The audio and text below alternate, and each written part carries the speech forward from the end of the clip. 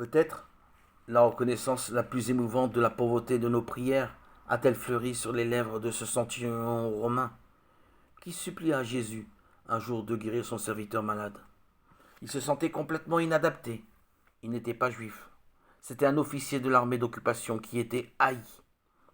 Mais la préoccupation pour son serviteur lui fait oser et il dit, Seigneur, je ne suis pas digne que tu rentres sous mon toit, mais dis seulement une parole et mon serviteur sera guéri. C'est la phrase qui signale son humilité. Lui qui a beaucoup de pouvoir, il s'abaisse, il reconnaît la grandeur du Christ. Dialoguer avec Dieu est une grâce. Nous n'en sommes pas dignes, nous n'avons aucun droit à avancer. Nous boitons avec chaque parole et chaque pensée. Mais Jésus est la porte qui nous ouvre à ce dialogue avec Dieu. Pourquoi l'homme devait-il être aimé de Dieu? Il n'y a pas de raison évidente, il n'y a pas de proportion. Cela est vrai au point que dans une bonne partie des mythologies, le cas d'un Dieu qui se soucie des événements humains n'est pas prévu.